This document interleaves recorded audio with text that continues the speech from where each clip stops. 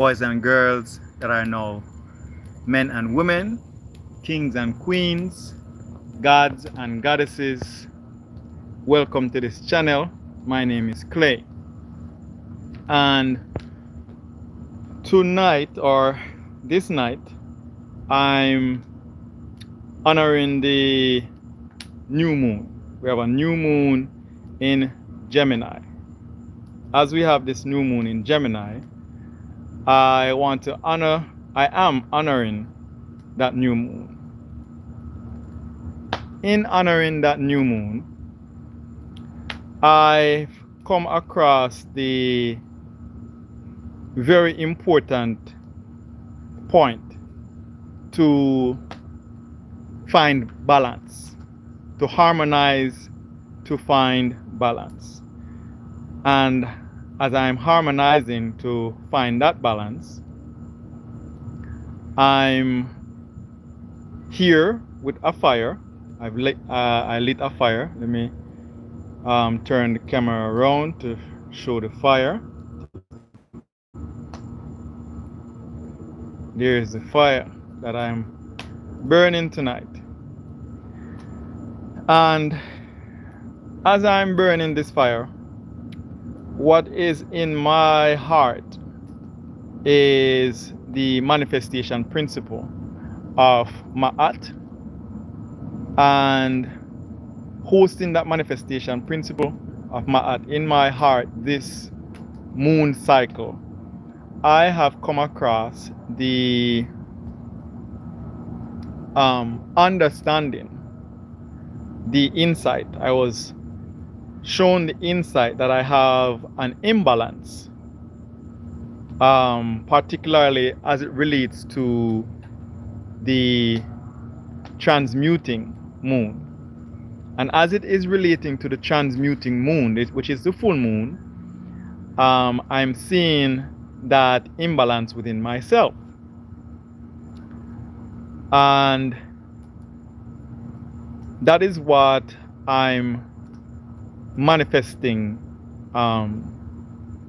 this moon cycle season, or this moon cycle, and being that it is Gemini, there's a Gemini sun and there is a Gemini moon. The new moon is in Gemini. So as the new moon is in Gemini, I'm seeing the duality that is within my consciousness. And as I'm seeing the duality that is within my consciousness, I'm witnessing the disharmony, the chaos, really, the imbalance. And that imbalance, as I was saying earlier, is geared towards the full moon, which is the transmutation moon. And that transmutation moon is masculine based.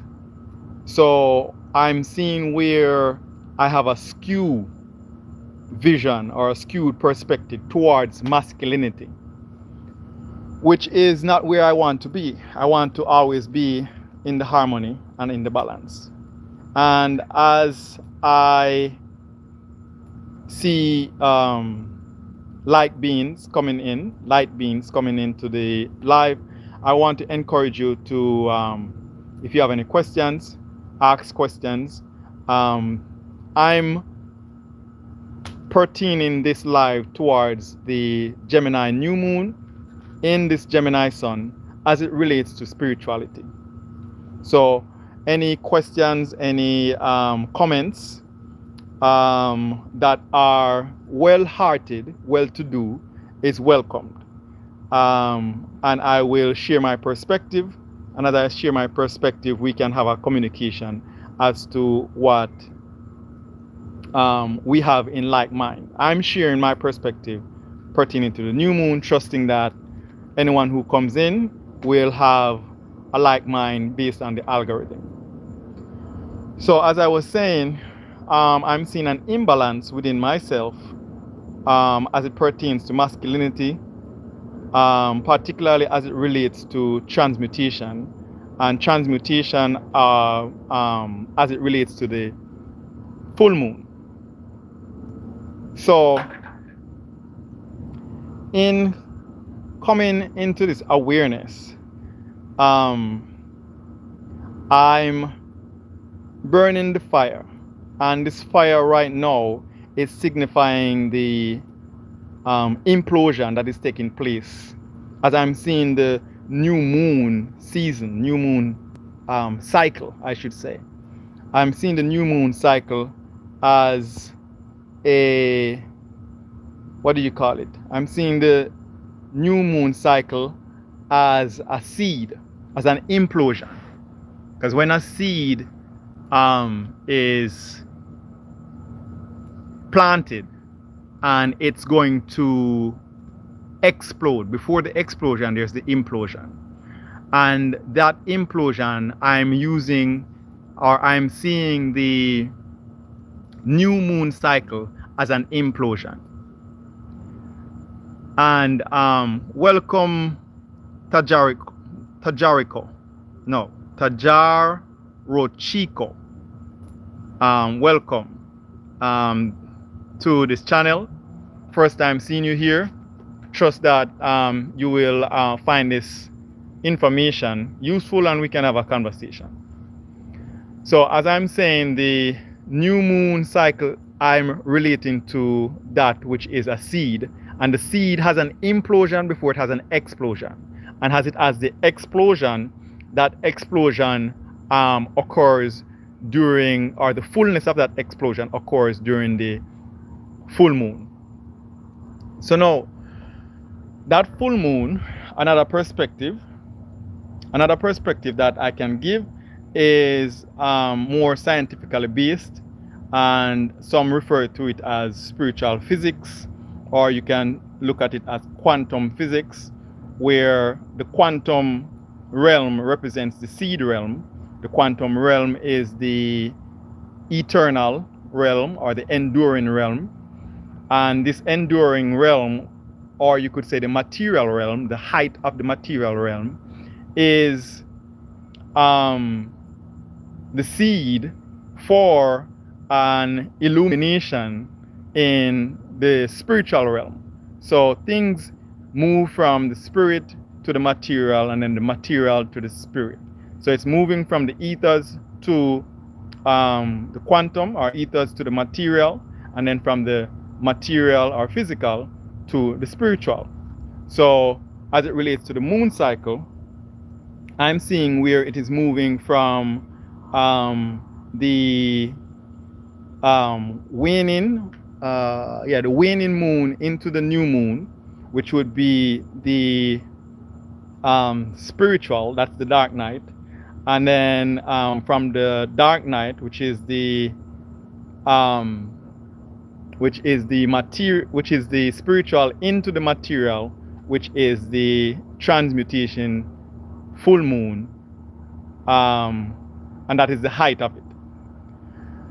So, or that is the full bloom of it, that is the explosion, and then the explosion continues. It goes from full moon to dark moon to full moon to dark moon to full moon, from waning to dark moon to waxing to full moon, and so on and so forth. And as I'm tracing this or tracking this energy within my being, this particular moon cycle, I was looking at codependency and how codependency has affected my being. And I'm a spiritual being having a human experience, and in this human experience, in this life cycle, I've experienced and I'm experiencing what we call schizophrenia. And being a person who has schizophrenic trauma, in having that schizophrenic trauma, one of the challenges is dealing with the fractal mind and how the mind fractures during the schizophrenic break. And this fracturing, in essence, in essence, every human being experiences this fracturing, as is shown in the Kemet understanding. And as it is shown in the Kemet understanding, where Asar is dismembered into many pieces. Some people say 14 pieces, some people say 16 pieces. It is Aset's responsibility to put these pieces back together again.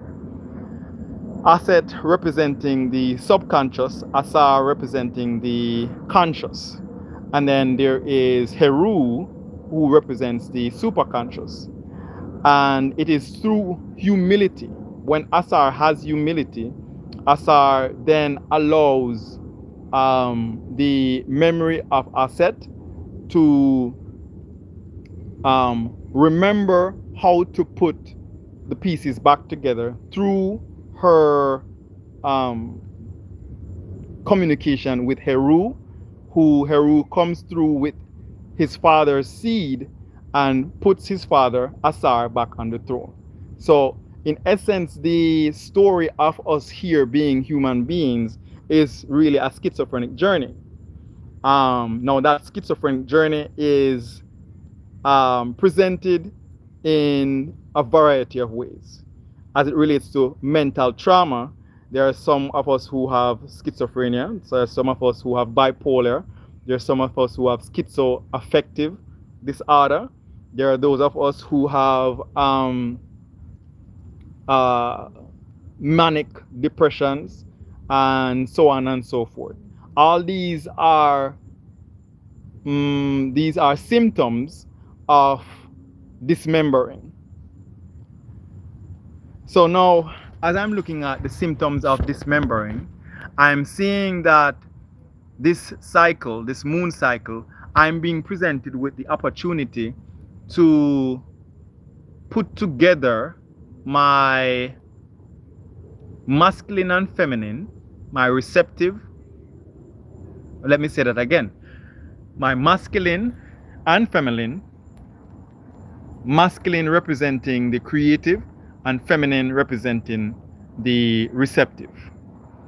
And as I put those pieces back together, the dual mind, you would say, as I put those pieces back together, I'm seeing that ultimately there is reality and there is illusion.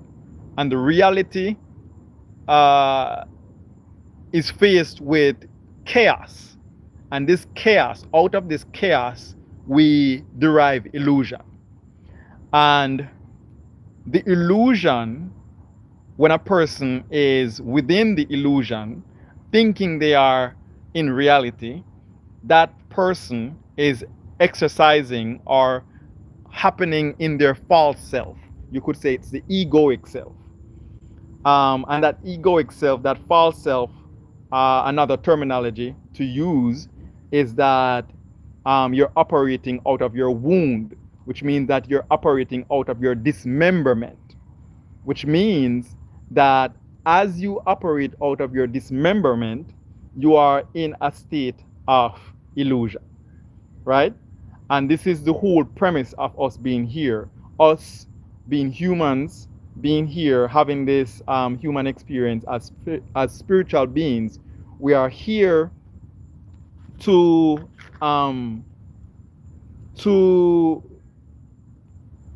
remember. We are here to have the experience in remembering. Now,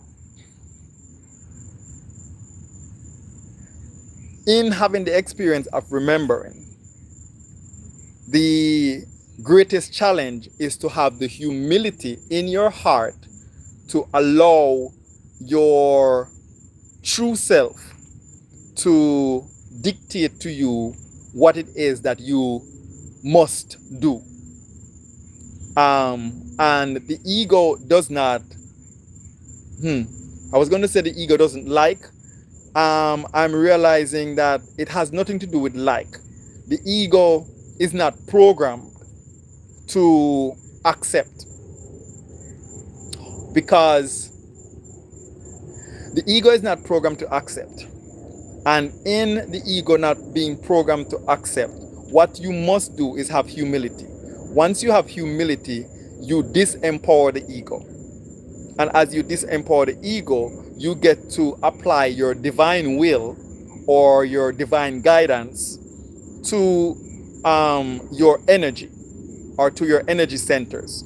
And as you attribute your humility to your energy centers, you will do the right thing.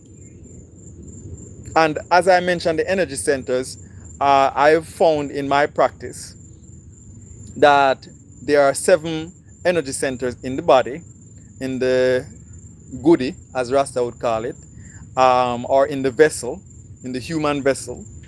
As you have 7 energy centers in the human vessel, those 7 energy centers are the root chakra, sacral chakra, solar plexus chakra, heart chakra, throat chakra, third eye chakra, crown chakra. And then there are 2 that are outside of the body. The one in the higher realm is called the it's called the soul chakra, and the one in the earth is called the earth chakra. So now, as I'm talking about the energy centers, these are the energy centers, the chakras. We call them energy centers. Some people call them energy wheels. Some people call them energy doors. These doors are the main doors that direct energy through your vessel. And as you direct your energy through to your vessel, you operate your vessel appropriately, or you could say you operate your vessel in order, because you're here, we are here to set our vessels in order. Initially or ultimately, the essence of our vessel is that our vessel has been traumatized. Our vessel represents the trauma that we have chosen to come to set in order, right? So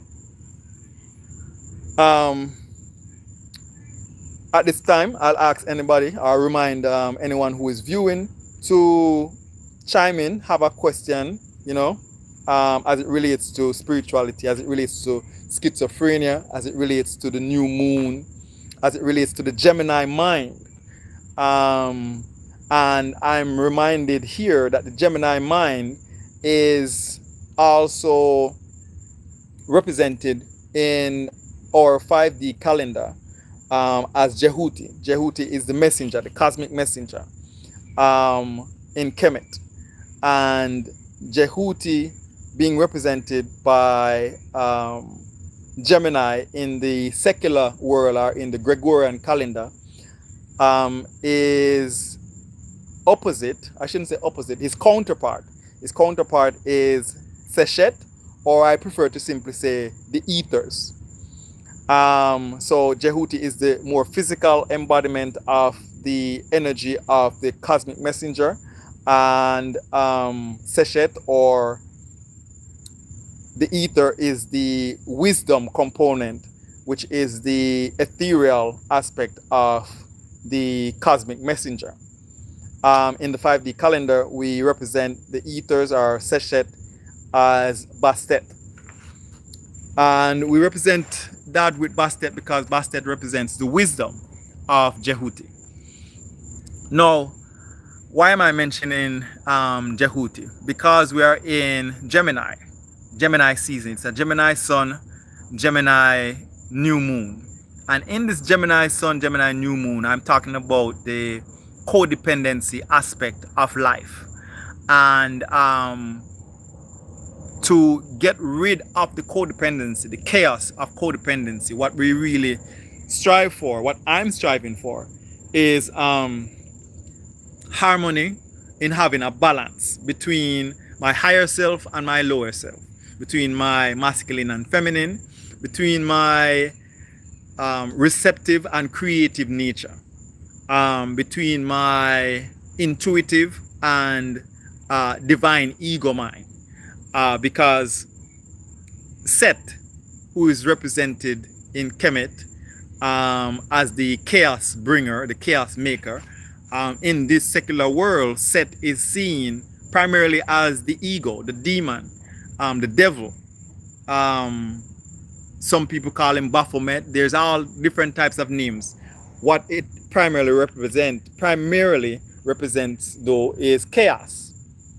So whatever name your culture has as that which represents chaos is applicable. So again, Satan, the devil, the demon, ego, the false self, these are all synonyms of Set. These are all synonyms of the chaos bringer.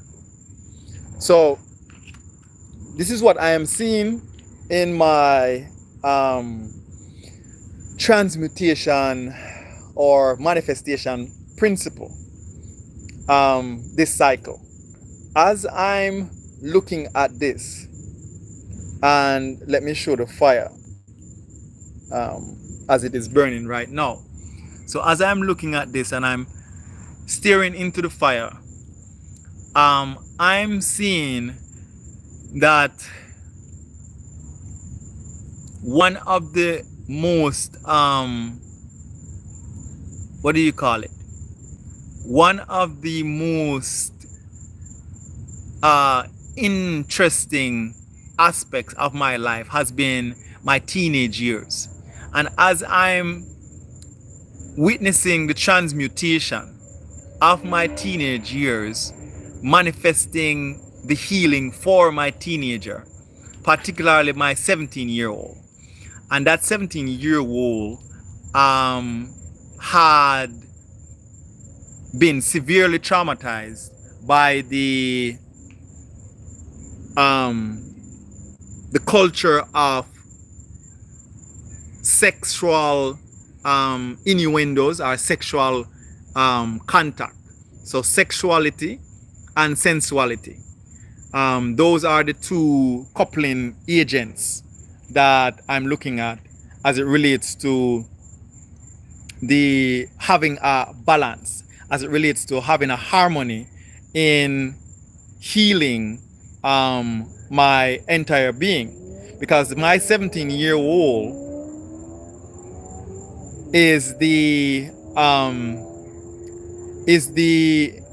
one who was initiated into sexual intercourse, and that 17-year-old had been severely traumatized based in having a narcissistic upbringing, and a covert narcissistic upbringing at that. As I've mentioned in other lives, this covert narcissistic upbringing was fostered in by a narcissistic mother, a covert narcissist mother, and a dysfunctional family. That dysfunctional family, to give you a bit of a background, my father left the home when I was 4 years old, with leaving behind my mother, my brother, and my sister. So the trauma that came out of that for the 17-year-old is total falsity as to what the premise or what the encounter of sexual intercourse is with a partner, with a female partner. So as I'm seeing the greetings, Divine Energy Studio, and I see that you said the false septum, and I'm not sure what you are referring to. I think you're referring to the false septum, the false matrix, the false security, the false world, the illusionary world. And I believe you were mentioning that as it relates to me talking about the different aspects of chaos, the different names of chaos, the different synonyms of chaos, the one who brings the chaos, And I was talking about in Kemet, they refer to the one who brings the chaos as Set. In today's vernacular language, we talk about the ego. This is championed by Freud, and we could say coming from the white civilization or white society, from the white colonial masters' development, from their institution of what they call psychology, what we call psychology, as I'm a member of the civilization. And what we call psychology is really talking about the soul. So when Freud mentions the ego, the id, and there's another aspect, but when he mentions the ego, he refers to the ego as the one who protects, which essentially that's what they teach and what they push as a narrative. However, and I should say that narrative is skewed, because what the ego does essentially in that light, not the divine ego, the lower ego, the egoic self, what the egoic self does is it lies to protect. So it doesn't just protect, it lies to protect. Or you could say it lies to deceive you that you are being protected. And in feeling as if you're being protected, you encourage the deceit and you bind yourself into a deeper and deeper knot, or you put yourself into greater and greater density as you go through the process of life, if you do not heal the trauma from which you are lying from, if you do not heal the chaos that you came here to set in order. So going back or going forward to what I was saying about my family settings and the 17-year-old. So my 17-year-old, this new moon cycle, I regained some memory from when I was 17 years old. And the memory was so clear, it was vivid. It's as if I was 17 years again. And I was in that mind of the 17-year-old. I'm now 44 years old. So it was so vivid and so clear. And I, as the 44-year-old, made or created a safe space for my 17-year-old who was traumatized to disclose what it is that was ultimately hiding, or it was ultimately hiding. And that hiding, the lie that it told itself, is that it actually wanted to be with a female, wanted to be with a woman, wanted to be with a young woman. And it's not that the 17-year-old, my 17-year-old, didn't want a relationship. The thing is that the type of relationship that it wanted was not allowed based on its upbringing. So as I said before, my mother, who is a narcissist, and me being a covert narcissist, I suffered tremendously from the motherhood wound. So I wanted heavily to please my mother. So that 17-year-old is confessing to me that it would never have chosen the young woman that it chose to have sex with, that it chose to mate with, had it not been for the guilt of pleasing our mother.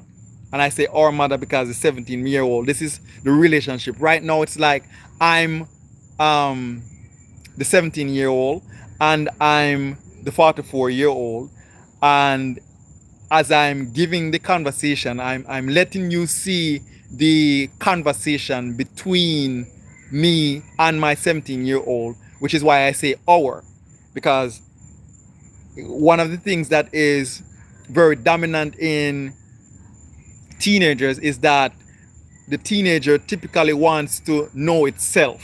It wants to have its own egoic presence. And in me respecting, delivering this or honoring this explosion of an implosion, I'm allowing the 17-year-old to witness the separation that it is facilitating when I say our, in a safe space. So I'm saying our journey.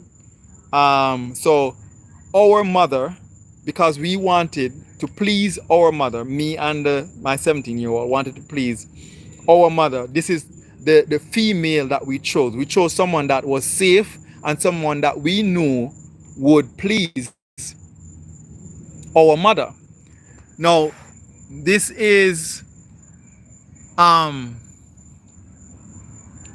coming off the back of transmutational work about codependency.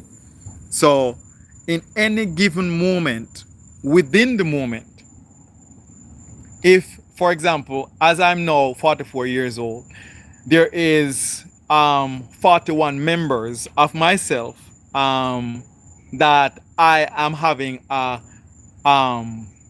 harmonizing relationship with. And when it is not a healed space, that harmonizing relationship that we're having is a codependent relationship. So what I'm saying also is that I'm having a harmonizing moment right now. I'm having a balancing moment right now with my 17-year-old.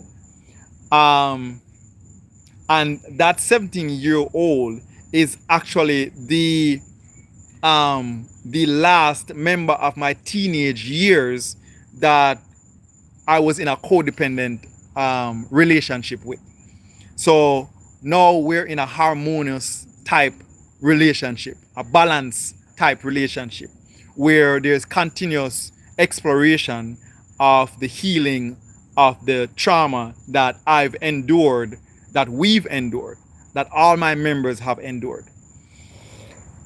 So again, I want to, right now there is 3 people in here according to YouTube, 4.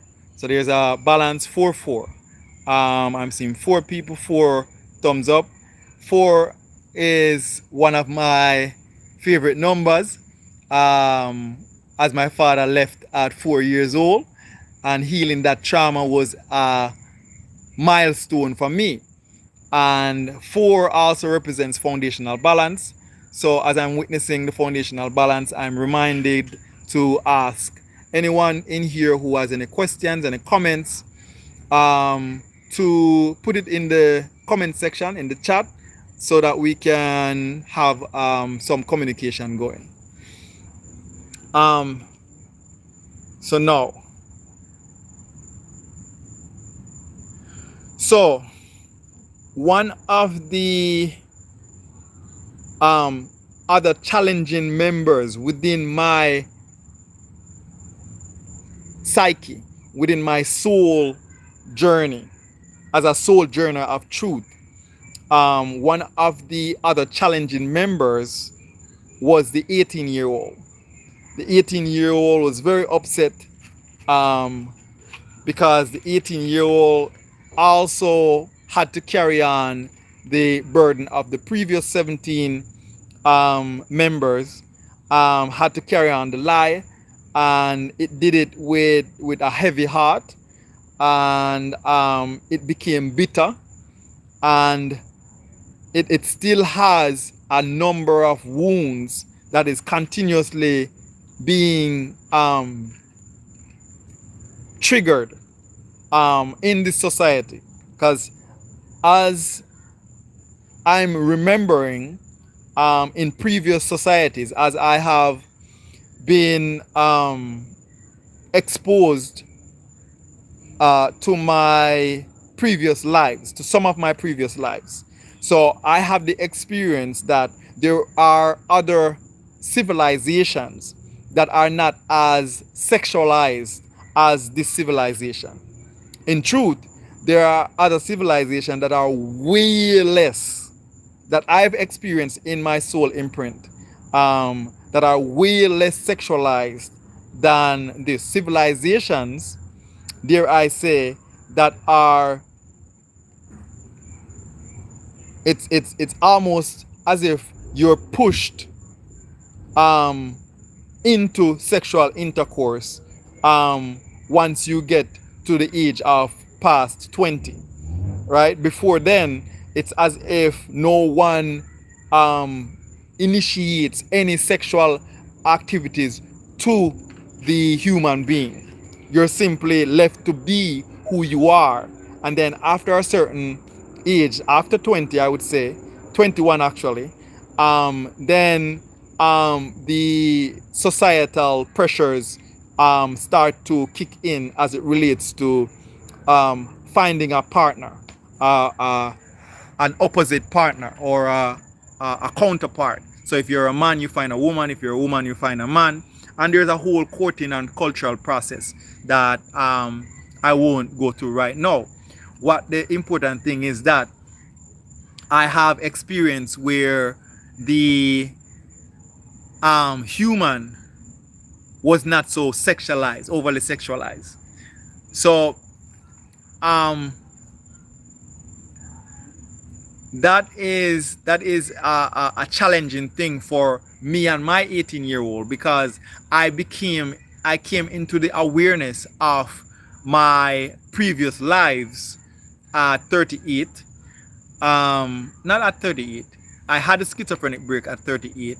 I came into my experience of my previous lives, I believe, I want to say about 3 years afterwards, after doing shadow work, after doing childhood trauma work, after doing regressive therapy, all those things. I came into the awareness of my reincarnation, that I'm a reincarnated being, that I have been here several times before. So the 18-year-old ego had that information and wanted to, and was so bitter that it went into the far end of that exposure. And as it went into the far end of that exposure, what it sought to do was to become even more egoic. So in my current life experience as an 18-year-old, I had, I would say, in quite a few sexual experiences when I was, or partners when I was 18 years old. Now, what I am saying is that as the 18-year-old, upon recognizing or gaining access to those memories, was even more bitter and wanted to say that it wanted even more experiences with other partners, because it was so chaotic. It was hiding from itself so much that it did not want to accept that in the first place it wasn't even attracted to a female in its true nature in that manner. It didn't want to accept that it's because of being a covert narcissist and being nurtured by a covert narcissistic mother, and it having guilt to please, having guilt out of its motherhood wound to please its narcissistic mother, to spite and exercise the fatherhood wound. It didn't want to do this. So needless to say, the 18-year-old was very bitter and still has its fair share of trauma. So that is where I want to leave it for this new moon meditation, for this new moon manifestation. That is what I'm manifesting into my being, into my vessel, into my soul, into my body. This is the DNA transmutation that I'm having as I'm rewriting family codes, generational codes, childhood codes, generational code, ancestral codes, cosmic codes, seeing where I have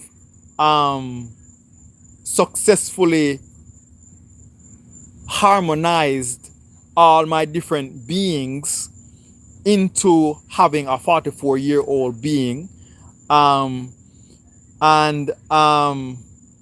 seeing the effects of codependency. And one other thing before I go, which is that codependency previously I was looking at as a relationship that you had on the outside, not fully recognizing, realizing that codependency is a primary function of dysfunction actually within the being. Codependency is not something that is experienced on the outside before it is malfunctioning on the inside. It is the malfunctioning on the inside between the various parts.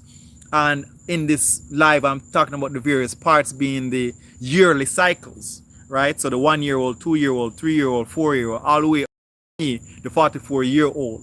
So the 44-year-old has to contend, has to be in a relationship with 43 other solar cycles. And as I'm having this relationship with the 43 other solar cycles, is it going to be a harmonious, balanced relationship, or is it be based in chaos where there is codependency as opposed to continuity, as opposed to harmony, as opposed to balance, as opposed to justice, as opposed to order, as opposed to truth, reciprocity, propriety, divine guidance, and awareness of my journey, of our journey, of all my peoples within me journey, right? And when that aspect of you is healed or has a harmony and balance, then you battle less with codependency on the outside. Codependency with your partner, codependency with your child, codependency with your mother, codependency with your father, brother, sister, auntie, pastor, if you have a pastor, right? So that is my meditation. That is my manifestation into this Gemini new moon, into this Gemini sun, and seeing the malfunctioning which is represented as codependency. To this I say Ashe and Amen. Ashe and Amen. Ashe and Amen, as I burn the fire for the purification of my soul. Ashe.